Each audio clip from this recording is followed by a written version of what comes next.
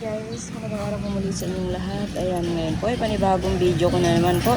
Ayan, si Ladagay po ay naandun sa bahay. Kasama po sila nanay.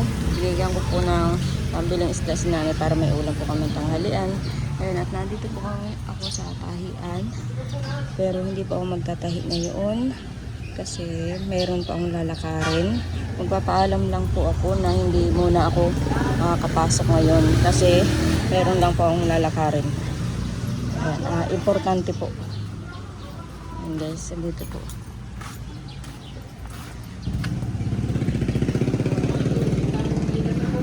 Ay, ano daw? Kumusta? Baka sabi sana ako sa yung bukas na lang ako at kaya lakarin ako. Ay, sige.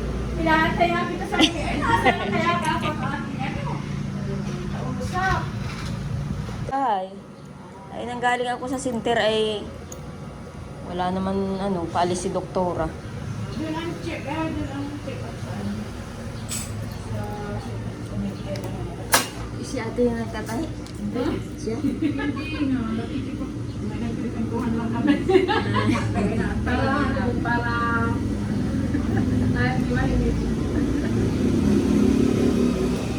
Sabi ko, pagdating mo na lang kita tatabasan at kung may ginagawa pa ito. Kaya nga. Ay, gusto ko Bukas na matapos lang. na ito. Bukas na lang ako. Pero pwede naman ka kung itigil ito kung dumating ka kanina. Itigil ko na tatabasan. Bukas na lang ako.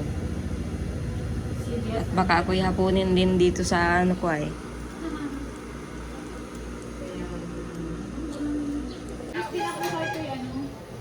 Bukas na lang, maga. Tapusin ko lang ito, dadalik ko ito sa binang. Oo. Lalagyan ko ng logo. Mamaya ako na lang tatayin yung Ay, maalis ka din. Oo, maalis din ako. Nabalik din ako. Cortina yan, dun yan. Ay, yan. Tapat yan ako. Kaninang uniform yan? Ito na lang ngayon. Mamaya tatapusin ko muna ito sa iyo. Ito ako nakakuha ng, ay, doon sa bahay. Nakakuha ng Pagpagtastas mo.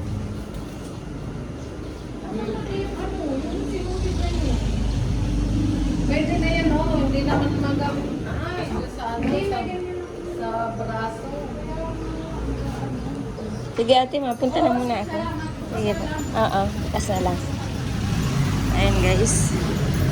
Ang trabaho ko pong papasukan na tahian. Kaso nga lang po, dahil nakachat ko po si Sheila, binalita po sa akin yung magandang balita din na ako daw po ay niloadan na sa St. Peter. Kumbaga may dalawang tao na ako na nilagyan ng kumbaga po yung account ko ay nilagyan na ng tao na parang ni-recruit ko kahit hindi pa naman po ako nakakapag-invite ng tao na kukuha ng St. Peter. Parang tinulungan na lang po ako nung head po namin sa St. Peter.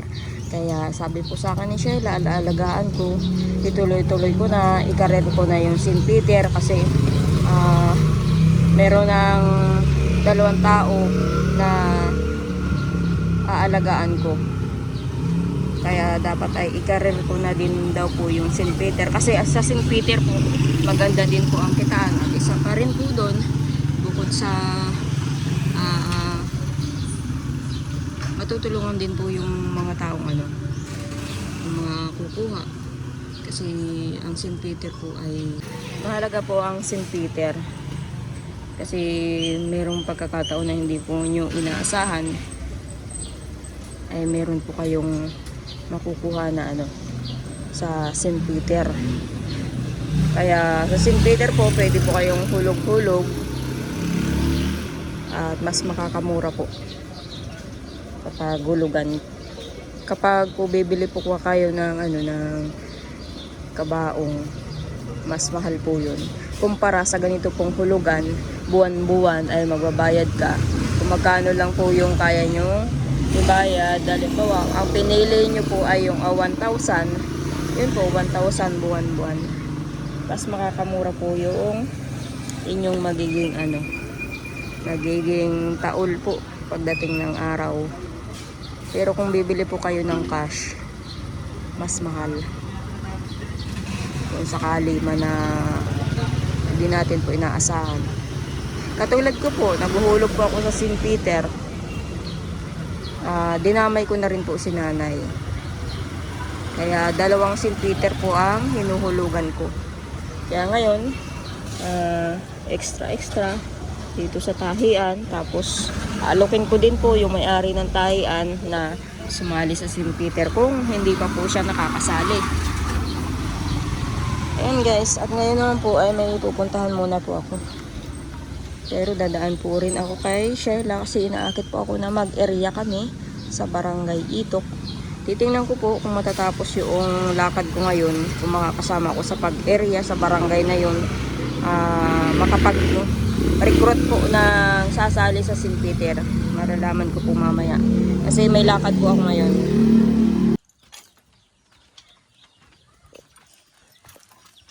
Anong gulay nyo, nanay? Ha?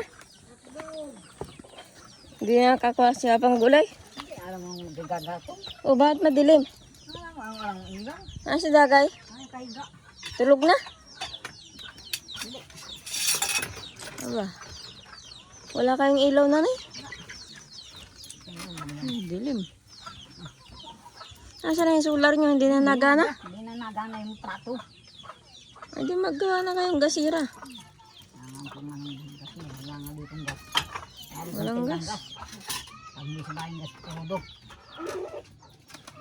Dilim na yun. Naghuhugas ka ng plato. Mata. Liwanag pa dito sa labas. Sa loob, wala na. Madilim na. Ayun na ito. Wala palang gulay. Kalang may gulay. Bakit yung gulay? Daw pa ilagawin natin ang cellphone. Ilaw ito. Ang bagay. Nagdala ka ng gamot to? Ginom na nga. Agap niyong kumain ah. Nasaan si Papa? Ay, nagagatong na ngayon. Ay, ngayon na pala nagagatong. Kala ko na andito. Nakaka ako nagkuha ng gulay si Papa.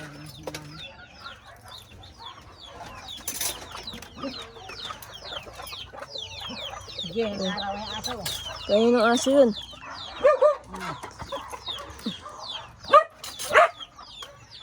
Oo. Ba't alapas itong aso niyo?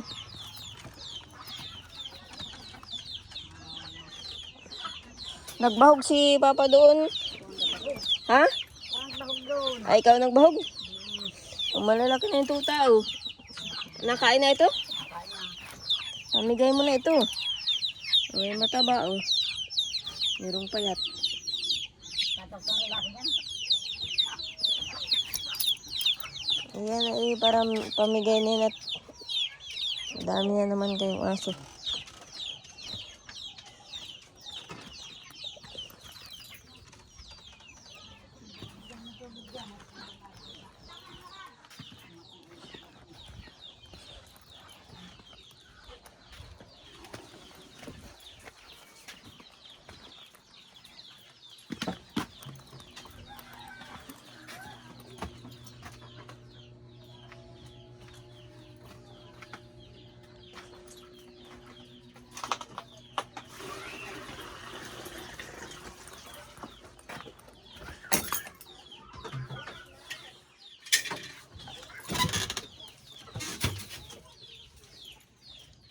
Ano ka dyan?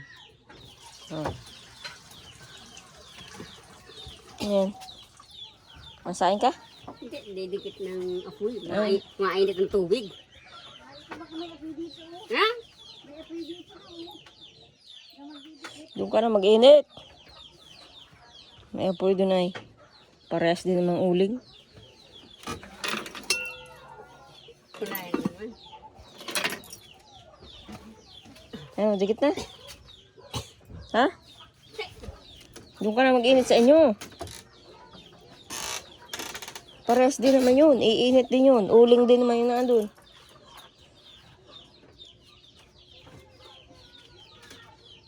Dikit na. Bahala ka dyan.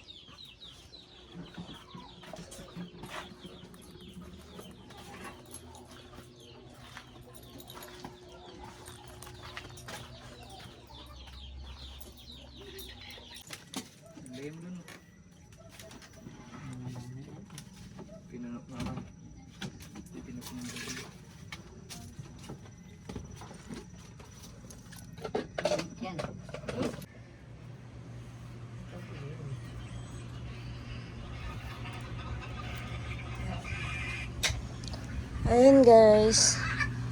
Diyan, gabi na. Matutulog na po kami ni Tutoy. Wala po si Ronalyn kasi po dumating po yung kapatid po ni Rodale ay hiniram muna po si Rona. Kaya kami lang po ni Tutoy ang matutulog dito. At si Rona po ay naandun sa tiyahin niya. Doon po sa kapatid ni Rodale. At dumating po galing Pangasinan. Ay hiniram po si Rona. At mamimiesta nga po dito sa amin sa Kapalonga. Tapos pagkatapos po ng piyesta, babalik na rin po sila ng Pangasinan. Kaya minsan nagagala po sila sa bayan. Ano kayo? Magagala din kayo?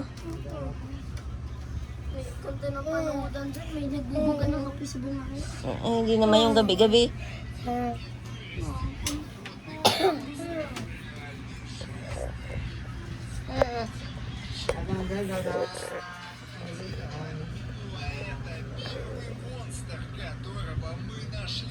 Si Tutoy po ay medyo may sinat pa po siya. Kaya pinainom ko po ng gamot. Tsaka tinapalan ko ng full fever. Tutoy! Toy! Bakit naroon na yun? Nakatapal. Sa noo mo yun? Bakit naroon sa bangko? Sa noo mo yun? Tatapal, hindi sa bangko. Kain mo. Naroon mo.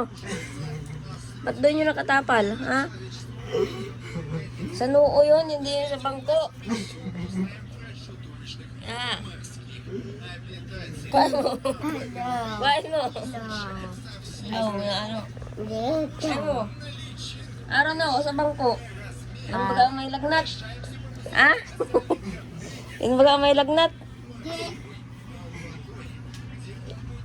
Maigi na yung bangko. Kuhain mo na. Hindi na nilalagnat yung bangko. Kuhain mo na. Sadya mo yung tinapal. Lagyan mo sa noo mo. Talaga ito ay... Lagyan sa mo noo.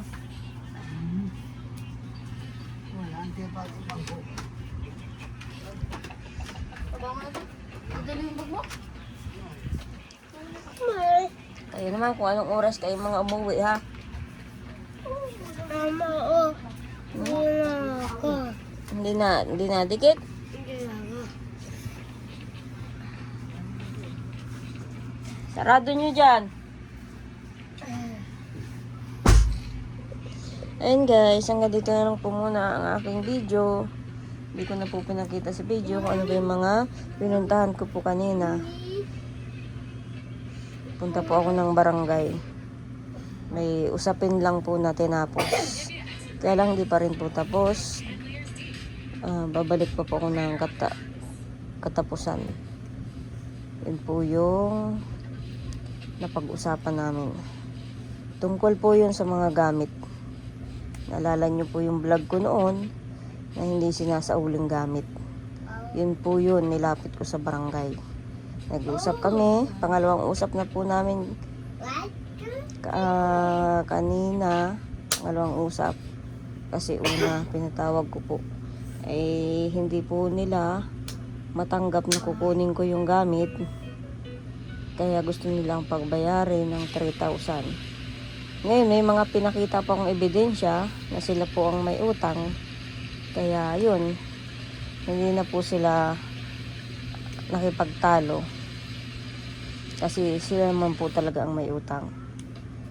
Ay ngayon, nanghingi ng palugit para maisauli yung gamit.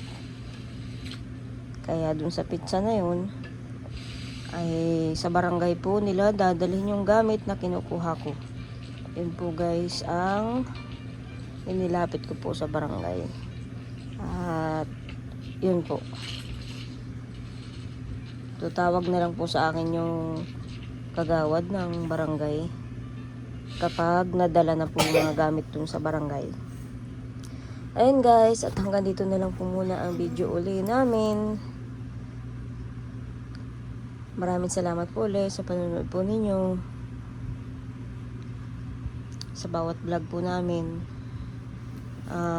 Bukas sana hindi na siya tutoy masyadong lagnatin, magtry po akong magtahi na dun sa tahian na pinuntahan ko po kanina. Si attorney po nagpasok po sa akin dun. And guys, maraming salamat po ulit sa panonood po ninyo sa bawat vlog po namin ni Dagay.